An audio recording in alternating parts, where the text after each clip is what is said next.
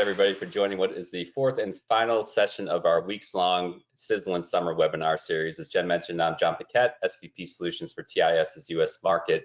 And today we're going to be discussing something that's really universal across all Treasury teams, something all Treasury and finance organizations have to deal with, and that is Treasury security and payments compliance. It's definitely an area where the threats are continuously evolving and the considerations are always changing. You see this in a lot of different areas, for example, with regulatory sanctions and AML screening. Maybe, most recently with the Ukraine conflict, the government's response to that was to impose additional sanctions on specific individuals and even banks, which caused a lot of payments concerns for a lot of organizations out there. Fraud threats in the market, always evolving, right? Always changing, becoming more automated. Fraudsters using better information to orchestrate those attacks, and now even incorporating things like AI and machine learning to make those attacks even more sophisticated. And there are even considerations in terms of the overall infrastructure that companies are using today to manage these processes and potential vulnerabilities that can exist within there as well. You saw this in early 2022 with a lot of the buzz around the Log4j vulnerability and a lot of the response companies had to put into play, right? So we thought this would be a very relevant topic here and something that would be worth spending a session of our sizzling summer webinar series on. So very excited to kind of get into the conversation here today. Before we do that, I have a couple co-speakers here to help me with the conversation. Martin Lehman and Stanislava Koleva are both here to help us with today's session. Martin and Stanislava, maybe you guys could introduce yourselves as well. Hi John, hello everyone. My name is Stanislava and I have been a part of the product management team within TIS for 10 years maybe now. Right now I am responsible for the evolution of our risk management solution. So thank you for the invitation. I'm happy to be here. So I'm Martin. I lead product management at TIS, which means I am responsible for kind of what we build around all of our solutions, like cash payments, but also risk and the underlying platform. So very, very excited to be here. I've been working on the topic of fraud and compliance for quite some time together with Stasi. All right, thanks a lot, guys. I'm looking forward to the conversation. So we're going to conclude here with 5 key points, 5 key things that TIS can do to help organizations with these particular challenges that I kind of introduced there in the introduction here. But we're going to start here just sort of talking about the challenges specifically to get a better understanding of really what they are. So maybe we start with a very general point here. And Martin, I could probably phrase this one out to you. Could you maybe give us some context on the primary areas of exposure that modern cyber criminals, fraudsters are trying to exploit, particularly when it comes to Treasury finance and operations? When we talk to our clients, we see their concern center around 2 main areas. The first one being cyber attacks and ransomware attacks. So this is the stuff where through phishing or through bad actors or through some kind of internal user account takeover, you have some real issues. This can lead to data breaches. This can lead to a disruption process. This can lead to kind of systems being down, and even kind of best companies are victims of this, right? Probably one of the latest ones here is Tesla with the famous Tesla data leaks recently. So this is not just Treasury or being attacked here, but this is really a finance and problem in general. But what we see, the Treasury prevention. Have I done everything I can? Did I think of fraud in terms of my top 3, top 5 priority list? And then specifically with cyberware type of things, what do I do if this happens? What's my response? Do I have a way to get my systems and processes running again? And then even more specifically with ransomware stuff is, okay, we're being held to ransom. Maybe my C-level decides that we should pay. How do I pay somebody that is a criminal? Should I? How do I pay them with crypto and so on? So that's kind of the super complex and really worries a lot. And that's kind of the new stuff all around cyber attacks and so on. The second one is more traditional payment fraud. And here we're talking about the biggest one still being business email compromise, famous BEC, invoice fraud, these kind of things. Here we see specifically concerns around invoices being altered or data in ERPs or vendor systems being two main things that we really see.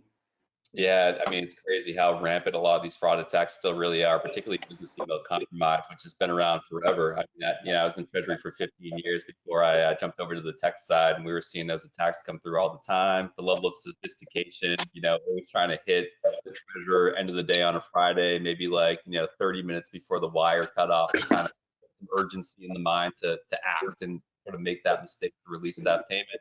And they're getting more and more sophisticated as well, it seems like, too, in terms of, they know who you are, they know who has the ability to release payments, they know who reports to you, they know in a lot of cases, what systems you're using and things like that, right? And they're very realistically spoofing email signatures and things like that. So more and more you're seeing business email compromise still be a major threat for Treasury organizations despite being around forever.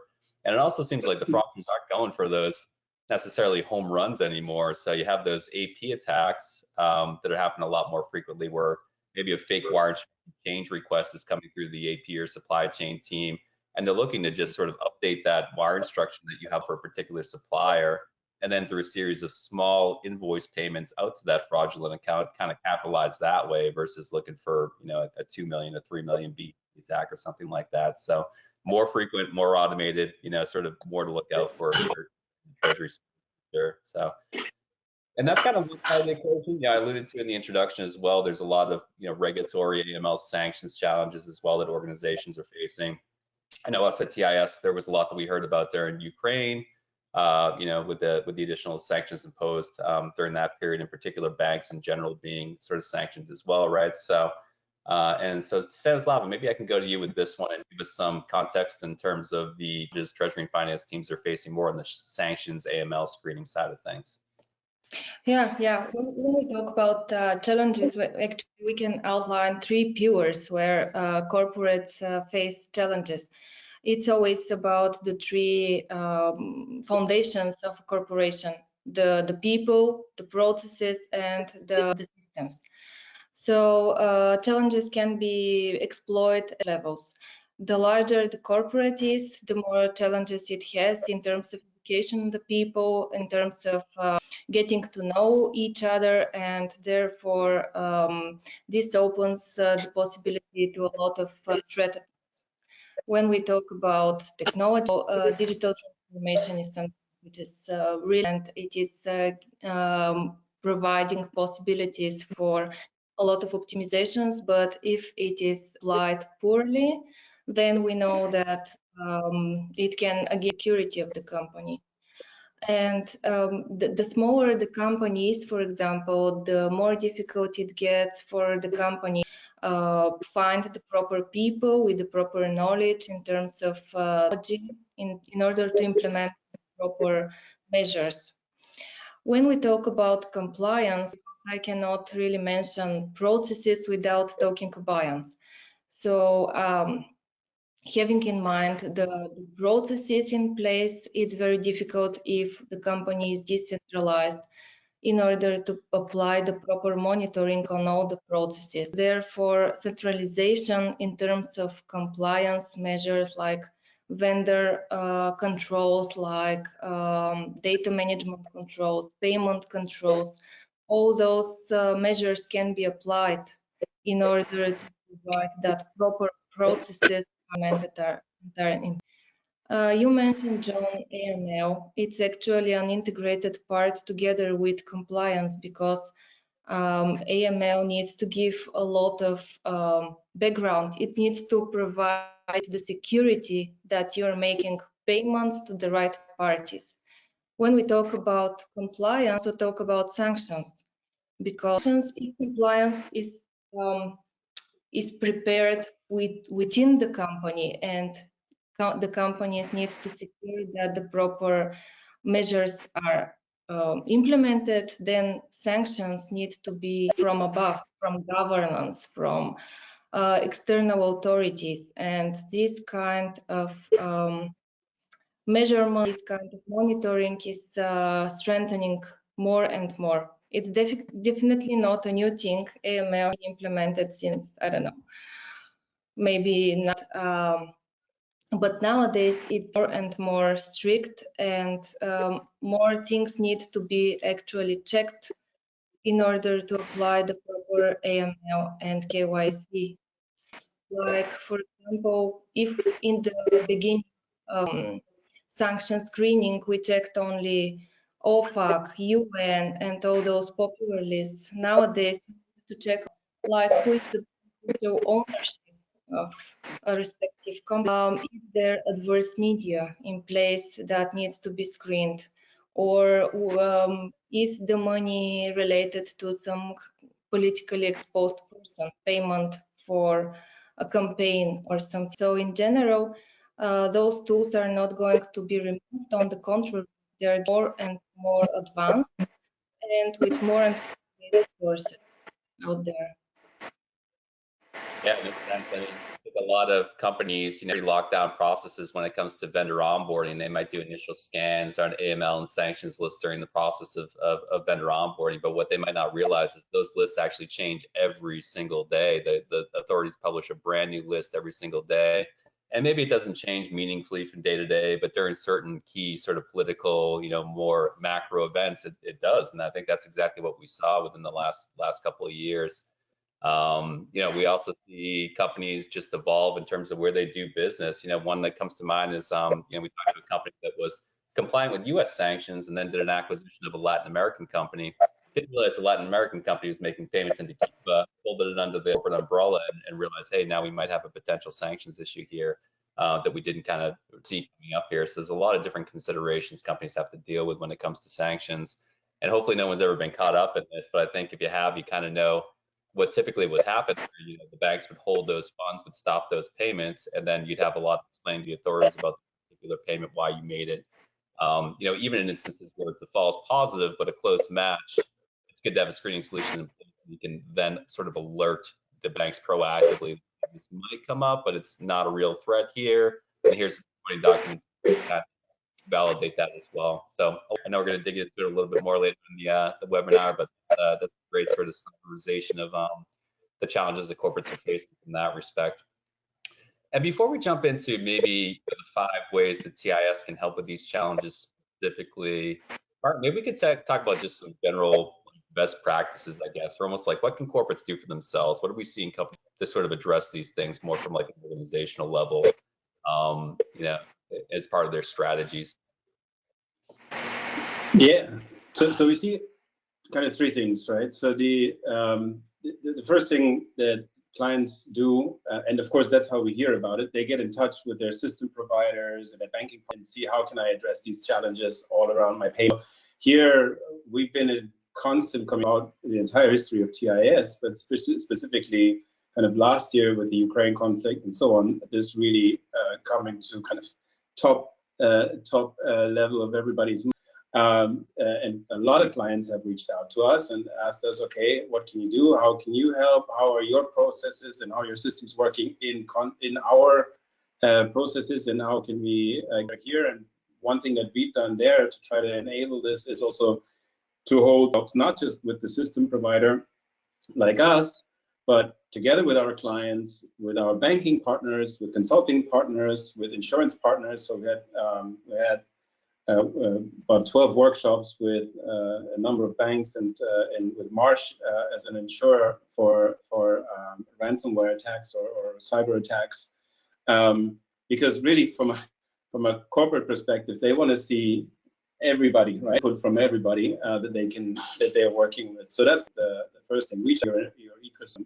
Second thing is, of course, training sessions to the team, and that I want to clear.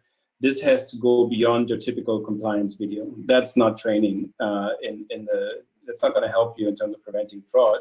You need to have something that's more immersive, more intense there. And there are good things. I mean, one really easy example that I keep using when I speak to clients is just buy 10 USB sticks and scatter them around the office and who picks them up. This is see how many get turned back in and how many get tried out. These kind of things. And lastly is you need to really tighten your own processes and responsibilities, look at who has access to what, who has approval authority, and if we have something like 4i or 6i approval process in place, do they work on paper or do they work in reality? So we found this case also where clients had these things in place, but in practice, the respective people were sitting right next to each other, right? And you can think about what can happen there in terms of collusion, or just being able to see the other person's password, and just it makes the whole process less redundant. So that's kind of the three main things where I think, at least what we see in our clients, that can really help you. Oh, great. Yeah. I mean, so it's obviously, it's that you need an organization by formalized, established program to be able to deal with this stuff, both from a training perspective and that sort of broader, I guess, executive support for, the importance of, ongoing sort of the controls you have in place to kind of prevent fraud and things like that, right? Super critical in terms of what organizations can do from a baseline perspective. But the good news is that technology can also help as well. So, with that, maybe we can get into the 5 ways specifically that TIS can help organizations deal with these challenges, and hopefully simplify a lot of these factors. And maybe we could go to you, Martin, for maybe point number 1 here in terms of how you think TIS best helps organizations deal with these challenges. By not being part of your infrastructure, right? As I mentioned, the number 1 topic that we're seeing is concern about cyber attacks and so on. And typically what we see there is that cyber criminals, they attack large organizations that have lots of vectors that they can attack, and they know that there's lots of funds, so on. So by having an infrastructure like outside of your own infrastructure, that already provides some security and continuity. Secondly, our second business is security, right? We are cloud hosted on AWS, one of the securest environments that you can find out there. We are audited regularly through SOC 1 and 2 and a couple of other audits. We do run tests, clients, so we're constantly challenged. By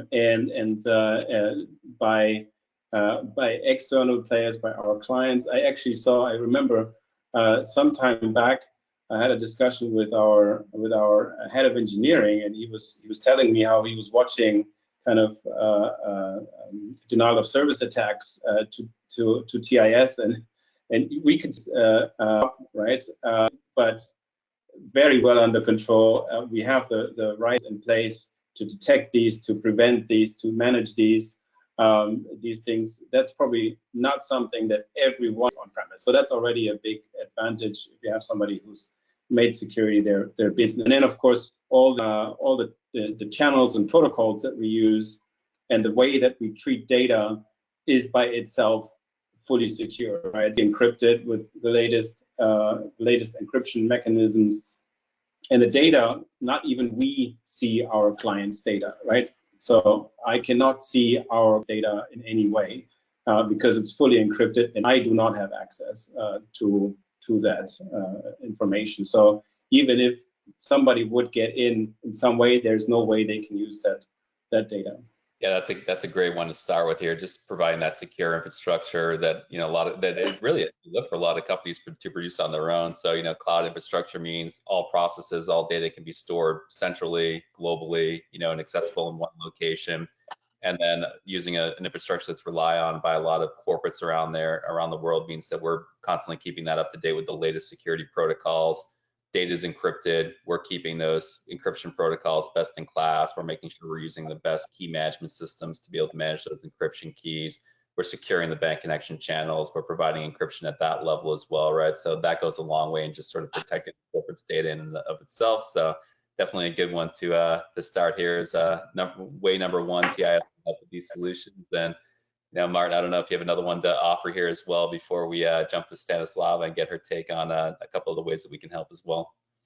Yeah, sure. So, as I mentioned, so number 1 is kind of the infrastructure, right? And what we are providing, and how we are being challenged by the largest corporate or our clients, banks that we work with, by SWIFT we work with, and so on. So whatever standards they set, we also fulfill by our nature. Second thing is by having the offer that we do, which is is visibility over your cash activity.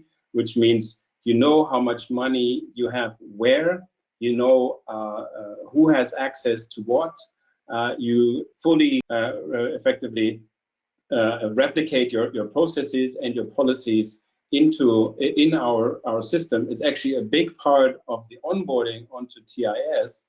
In terms of what takes a lot of time is when you have a system like TIS that enables you to put all these processes in place, you need to think about this process. And we find that a lot of clients, it's either the first time that they really think about it at this level, or they feel like by implementing something like TIS, they significantly upgrade their processes around access management, around approvals, and so on. And part of what we offer here is really a managed process for this, in terms of, as I mentioned, the onboarding that we do there, but also the system itself has a kind of inventory process which constantly tells you for which bank account do you have everything in place, and where are you in terms of your compliance that you have set for yourself versus your own processes. And then it would flash red and say, okay, look,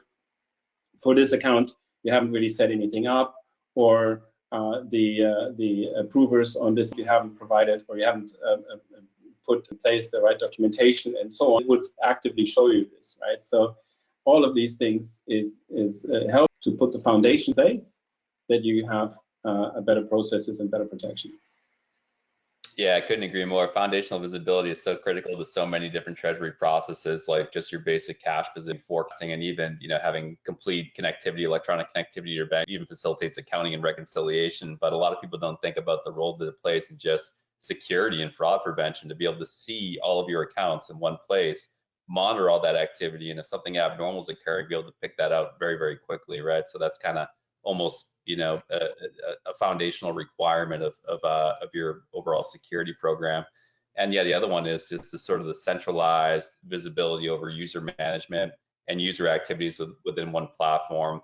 Now, Martin, as you pointed out, a lot of fraud that occurs is internal fraud or social engineering or collusion between a couple different employees, right? So to kind of combine all those activities in one platform, have odd logs of user actions and things like that, it helps you kind of monitor for those types of fraud attacks a lot more easily as well, as be able to quickly deactivate users when they leave the company, make sure that all your users have the right entitlements, they don't have more privileges than they really should, kind of standardize all those processes and provide that high level granular visibility over all those user actions. So definitely goes a long way in terms of securing the overall environment.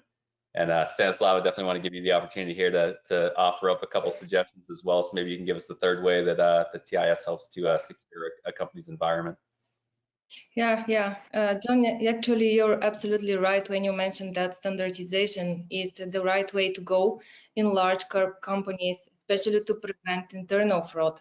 Because with the standardization of the processes and of tools, you enable large possibilities of monitoring. And you can ensure that all the proper processes, which we did in the previous points as challenges, are actually properly implemented and installed and integrated into one common system, which is functioning as well.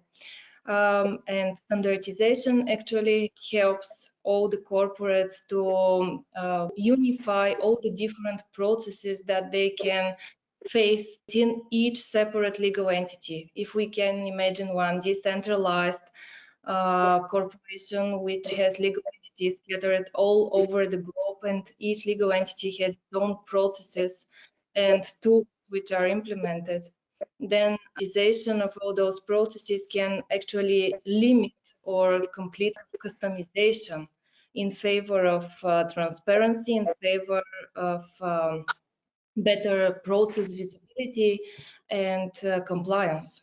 And when we talk about standardization, it also means standardization in the sense of standardizing the way how you treat and how you keep your data. It's not only about the tools, it's also about data.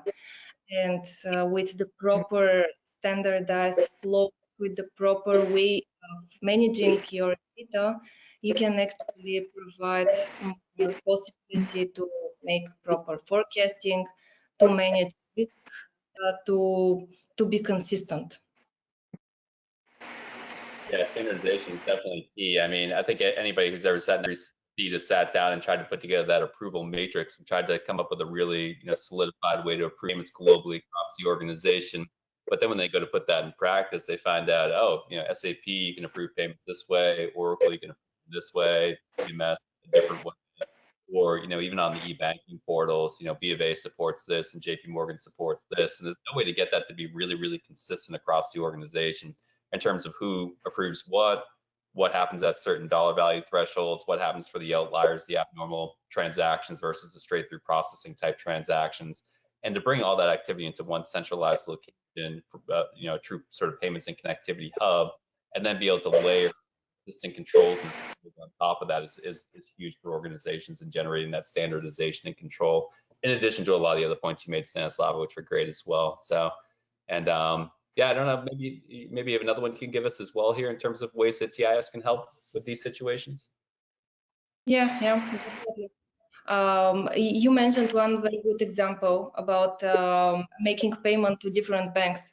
So another way how TIS can actually help in this direction is about facilitating straight-through processing of payments.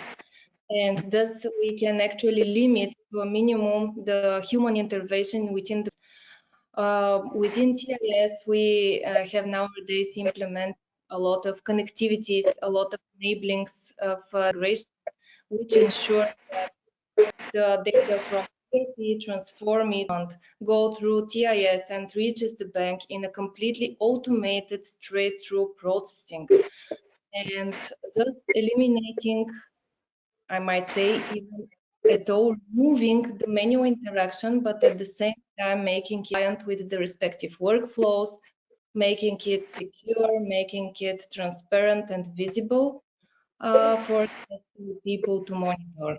And thus we enable actually, first of all, removing the manual work or limiting the manual work to invest the resources into the proper direction, either in new businesses, in scaling up the corporates or going to new territories, but also we eliminate the possibilities to exploit the system to, as mentioned, people are one of this. So yeah, those are your riskiest transactions day and night, right? Your manual payments. So that's huge as well. And then also the bank integrations themselves. You see, a lot of times companies, like I said, will integrate their major cash management banks, or even, within their TMS, kind of go that route of the let's get, 60, 70% of that, centralized onto one platform. We kind of go that extra mile and say, let's get it all on there, right? Let's make sure all payments, even if they're manual payments, are happening in one place and are controlled consistently. People aren't logging on to e-banking portals or outside systems that are more difficult to monitor. It might be outside and putting in place these payment controls.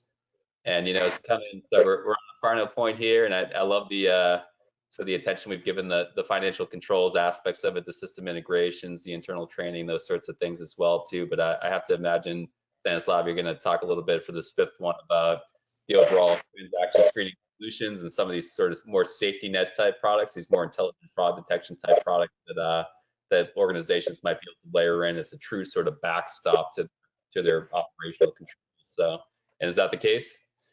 yeah, absolutely.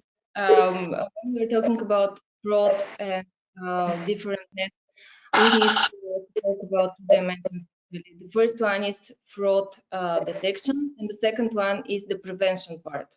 So companies need to address both. And within TIS, we have implemented different tools to actually support both fraud detection and prevention. When I say detection, we have implemented, identified, and then properly managed and prevented in the future with the help of AI, with the help of external validation sources, like, for example, account validation tools.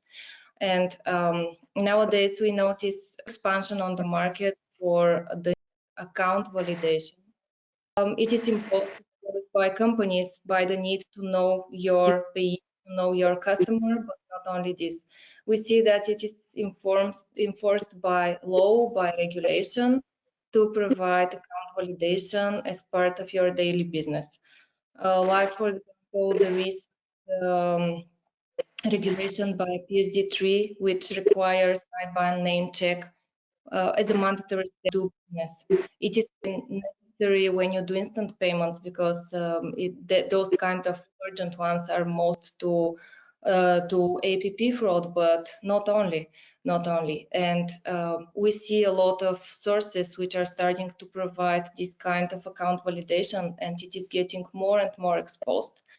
Not only this, within TIS, we are also working with this, like, for example, understanding right now the data exchange possibilities with the opening of the US-EU sharing framework, so that after the latest regulations which were signed, we can already sending requests from Europe to US, which is opening the market to the account validation tools and thus securing more and more payment process. You know, essential for corporates. I mean, we started this kind of a bit with talks about how sophisticated a lot of these attacks are getting from a fraud perspective, how automated, how good the information is, infiltrating with small value, sort of really realistic transactions, and place the best controls in the world. And obviously that goes along with preventing fraudulent transactions and overall securing your environment. But, you know, considering the sophistications of the processes from the fraudsters today, you almost need something in the background backstopping that, or at least if I was still in the treasury space, I know I'd feel a lot more comfortable if I did, knowing that I had a lot of different ways you can do that. As Stanislava kind of called attention to today, the TIS is doing that today through, you know, validation, through using community data, through integrating into third-party data sources like account validation services, right? So it's just a problem that has become so sophisticated. It just takes a ton of data and really good technology to be able to detect in all situations. And that's just the fraud side of things. Obviously, the sanction side of things is a whole nother topic here in terms of, you know, the dynamic nature of that as well, and how quickly those lists are changing, and making sure you're up to date with regulations and things like that, making sure you see things before, right, and you kind of prevent those delays on the bank side from transactions being held. So another critical reason why a transaction screening solution is a sort of key treasurer's tool belt these days. So thanks, Stanislava. Yeah, and that kind of brings us to the end of our 5 suggestions here for how corporates can further secure their environments. I know this was a really ambitious topic, lots to unpack here, so hopefully we did a good job hitting all the key points on the way here. But I'd also be interested to hear if any questions came in from the audience during the course of our conversation here. So Jen, maybe we could bring you back on the line and see. I think I saw a couple at least drop into the question box here, and we can hear what the audience had to ask. The first one comes in from what role will AI, ML play in fraud detection as those technologies continue to mature? I have a particular view on this, which unfortunately is a bit pessimistic. Let's get into it. Let's see.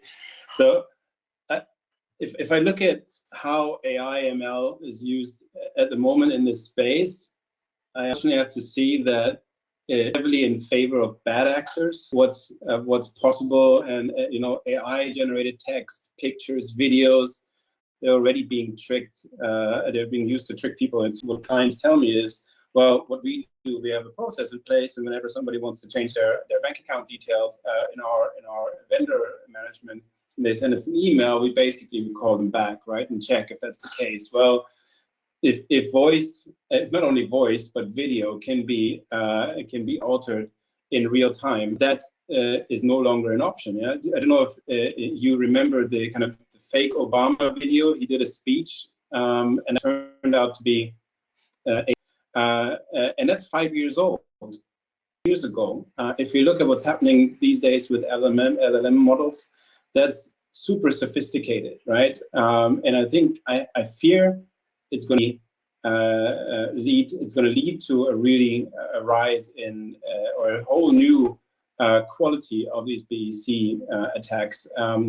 But it's not all bad. This can also be used in preventing fraud, yeah. But it requires a whole lot of data, right? So you can do this in 2 ways. You can use it in terms of identifying payment patterns or patterns that look strange, compared to your own payment history. The challenge there is that you need to find, or you need to have some actual fraud cases to train this model.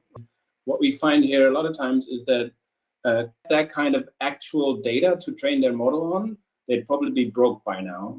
That's kind of, we've seen this even with banks, that they've done similar kind of POCs and so on, and turns out they don't have enough actual data to have a reliable training of these models to identify these kind of outliers or these kind of patterns in a reliable way. What you can do is you can identify outliers. But one thing, that's kind of the way I'm thinking, and we're exploring, is to use AI to support the efficiency of fraud screening. So I got a whole bunch of processes in place already, right? I got some tools in place, rule-based tools, but they throw up a lot of false positives, and that in itself is an issue. But I can use AI to help me identify false positives and thereby get better in focusing on the true positives, right? And that is something, there is a lot of data there, there's a lot of information there why things have been identified as false positives. So that, I think, is a promising way to go. Fantastic. Thank you, Martin. Next question comes in from Ryan. Is it best practice to screen a vendor's wire instructions up front at the time of vendor onboarding, or each time a payment is made during a payment initiation? The best practice is both, actually. The answer is pretty simple. The more safety net, the more measures you have applied, the better. Wire payments have that specialty of being urgent, being volume payments, so they need to be double protected, that's for sure. Whenever, it really depends what kind of ERP systems you have, in how many ERP systems you keep your vendor data. Is it in a single one? Is it centralized, or it is scattered between many systems? It really depends, but in the best case, you need to apply the safety net at that data has actually turned into payment initiation, and after the payment has been executed before reaching the bank as a last step. So with that ways, you secure, first of all, that the vendor data is okay, is checked, is screened, is stable. You have free time to review, to analyze, and to remove the fraud activity. And then when you make the payments afterwards, you then secure payments such as John mentioned, the so lovely ones, which are actually most exposed to fraud. And also you secure payments which come from HR systems, which are not coming from your ERP or manually uploaded via files. So the best answer is the more measures you can apply, the whole process you can. Yeah, I'd agree there. It might seem like overkill, but a lot of the attacks that we're seeing these days are actually the fake wire instruction change request attacks. So, somebody onboards a vendor, they collect the wire instructions, those get stored in the vendor master. A year later, a fraudster comes in and spoofs one of your vendor's email addresses, or even hacks it directly, provides new wire instructions to a fraudulent account, gets you to update that vendor master, and then you're making payments out to a fraudulent account. So being able to protect on both ends of the things is never a bad idea. Especially the sort of the trend that we're seeing today and the way that fraud is kind of evolving. Great, thank you both of you. The last question comes in from Mila. What options are available for companies using multiple different ERPs to manage vendor information and execute payment runs to standardize the sanctions, AML, and fraud detection processes across the company? That's a big one. Who wants that one?